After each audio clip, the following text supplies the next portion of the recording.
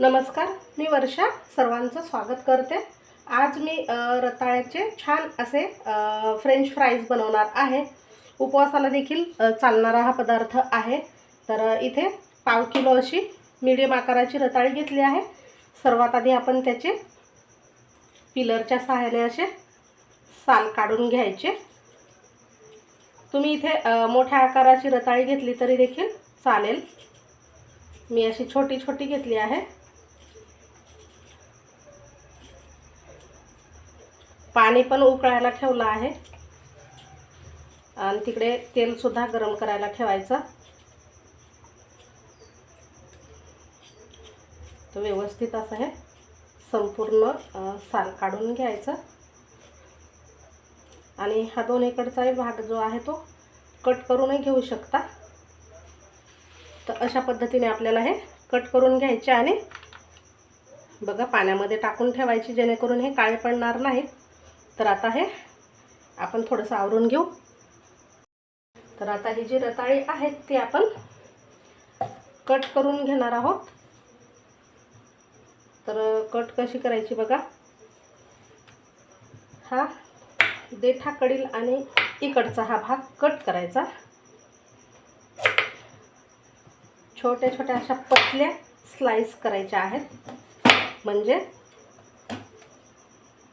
ते छान दिसतील बघा।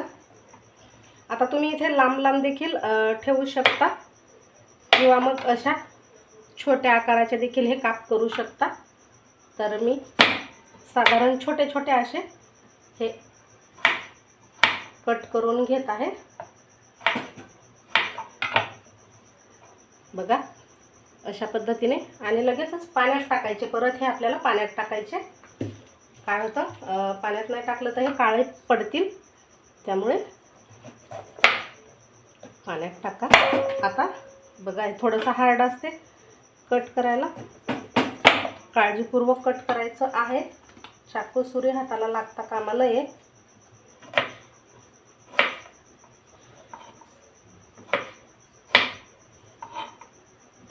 तर अशा ह्या आपण याच्या पतल्या पतल्या स्लाइस कट करून घेऊ संपूर्ण रताळीच्या। तर असे हे संपूर्ण आपण रताळी जे आहे ते कट करून घेतले आहे आणि लगेचच या पाण्यामध्ये आपण ही टाकून घेणार आहोत। पाण्याला उकळी आली की मग टाकायचं आणि 60% शिजवून घ्यायचे आहेत।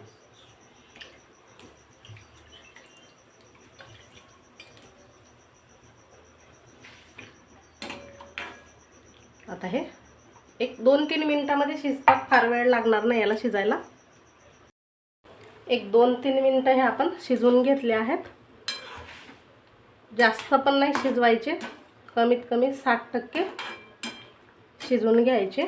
आता काय करते, हे काढून घेते एका चाळणीवर किंवा अशा जाळीवरती, म्हणजे यामधलं जे पाणी आहे ना ते आपल्याला संपूर्ण कोरडं करून घ्यायचं।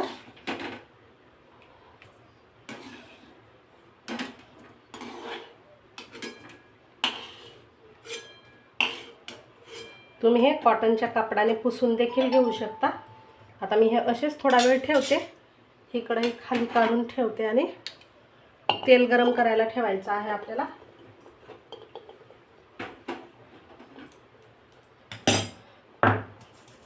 आता हे थोडेसे आपण कोरडे करून घेणार आहोत।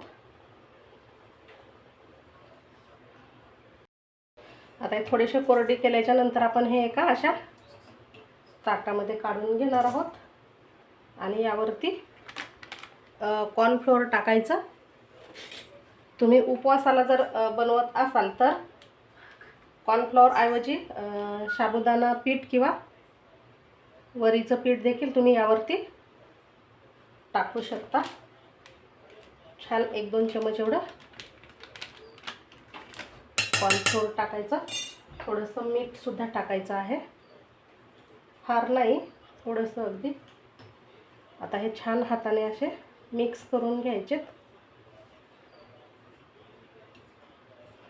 या कॉर्नफ्लोअरमध्ये घोळवून घ्यायचे आहेत, म्हणजे पूर्ण या रताळीला हे लागलं पाहिजे। अशा पद्धतीने तेल सुद्धा गरम केलेलं आहे। आता लगेचच आपण हे तळायला घेणार आहोत. पाणी मात्र यामधलं सर्व निथळून घ्यायचं आहे.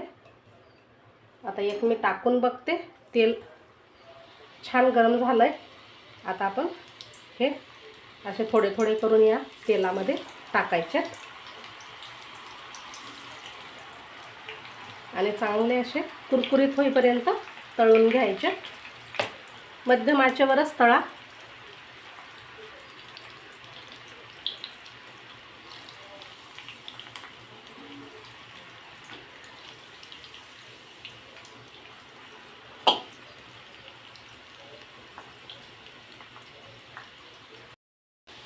एक 2-3 मिनटं छान तळून घ्यायचेत. बघा मस्त कलर आलेला आहे आणि कुरकुरीत देखील झालेत.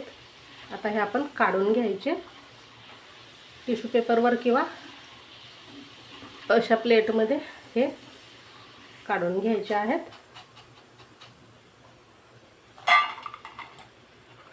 आणि बाकीचे सुद्धा अशाच पद्धतीने तळून घ्यायचे.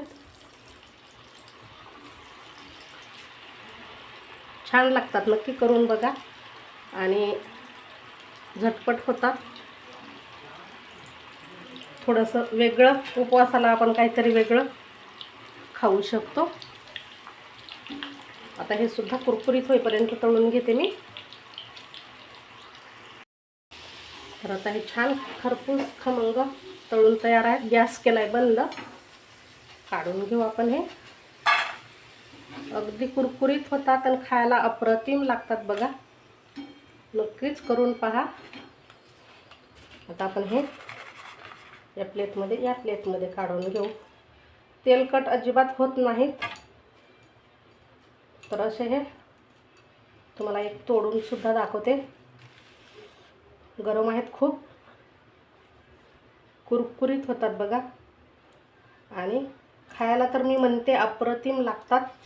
तर रताळ्याचे हे फ्रेंच फ्राईज कसे झाले नक्कीच कमेंट करा. व्हिडिओ आवडल्यास लाईक शेअर करा. नवीन असाल आपल्या चॅनलवर तर सबस्क्राईब करायला देखील विसरू नका. आणि हो, ज्यांनी आधीच आपल्या चॅनलला सबस्क्राईब केलेलं आहे त्यांचे मनापासून धन्यवाद. भेटू नवीन व्हिडिओमध्ये छानशा रेसिपीसह.